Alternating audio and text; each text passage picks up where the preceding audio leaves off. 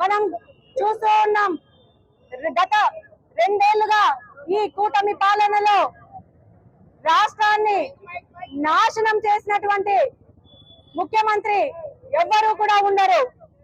గడిచిన 2 ఏళ్లలోనే ప్రజలను ఇంత ఇబ్బందికి గురి చేసి మరి కేవలం 11 సీట్లు అని మాట్లాడుతున్నారే.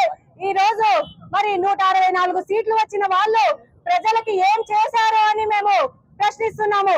ఈ రోజు ప్రజలను పట్టించుకున్న పాపాన పోలేదు. కేవలం రాజకీయ లబ్ధి కోసం, కేవలం మీ సొంత జోబులు నింపుకునే దానికోసమే మీ ప్రభుత్వం ఉంది అనడంలో ఎటువంటి సందేహం లేదు. ఈ రోజు మరి ఎక్కడ చూసినా కూడా రైతులు ఎంత ఇబ్బంది పడుతున్నారు, సామాన్యులు బతికే పరిస్థితి కూడా లేనంతగా మరి ఈ రాష్ట్ర ప్రభుత్వం పాలన ఉంది అంటే ప్రజలు గమనించాలి. ఈ రోజు చూస్తే మరి ఢిల్లీలో ఒక రేటు, మన ఆంధ్రాలో ఒక రేటు ఉన్నాయి. మరి మీరు గతంలో జగన్ అన్న ఎంత మంచి పరిపాలన అందించారు. కరోనా కష్టకాలాన్ని పక్కన పెడితే ఏ రోజు కూడా మీకు కనీసం ధర్నా చేసే అవకాశం కూడా లేదు. అంత మంచి పరిపాలన జగన్ అన్న మనకు అందించాడు. కానీ ఈ రోజు మీరు సెంట్రల్ గవర్నమెంట్ తో కూడా మరి సన్నిహితంగా ఉంటూ మరి ప్రజలను ఏ మాత్రం కూడా పట్టించుకోవడం లేదు.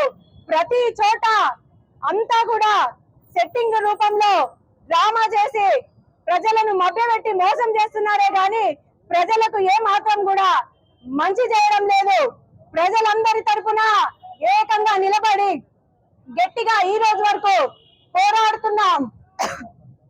జగన్మోహన్ రెడ్డి వెంట నడిచేందుకు ఈ రోజు ప్రజలంతా ఉన్నారు. కూటమి పాలనలో ప్రజలు ఇప్పటికే అందరూ కూడా యాసిరిగ్గున్నారు. ఎవ్వరూ కూడా నమ్మకాన్ని కోల్పోయారు. ఖచ్చితంగా మళ్ళీ వీళ్ళందరికీ కూడా బుద్ధి చెప్పే రోజులు రావాలి. మళ్ళీ మన జగనన్నని గెలిపించుకోవాలి. ఈ రోజు ఇంతగా ప్రజలని ఇబ్బంది పెడుతున్నటువంటి రాష్ట్రంలో ఉన్నటువంటి ఈ కూటమి పాలంతా కూడా, ఈ కూటమి నాయకులంతా కూడా, చేతగాని ప్రభుత్వం అంతా కూడా దిగిపోవాలి అని చెప్పేసి వైఎస్ఆర్ కాంగ్రెస్ పార్టీ తరఫున డిమాండ్ చేస్తున్నాము. ఖచ్చితంగా మరి చంద్రబాబు నాయుడు గారు మీరు ప్రజలకి సమాధానం చెప్పాలి.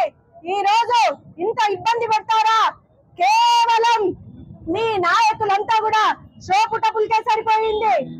ఎవరో చేసిన దాన్ని మీ లిస్ట్ లో తీసుకొని మీరు గొప్పలకి పోతున్నారు. కానీ ఖచ్చితంగా ప్రజలు వీటన్నిటిని గమనిస్తున్నారు. రాబో రోజుల్లో ఖచ్చితంగా తగిన బుద్ధి చెప్తారు. ఖచ్చితంగా మరి సమాధానం మీరు చెప్పి తీరాలి అని చెప్పేసి కూడా డిమాండ్ చేస్తూ జై జగన్.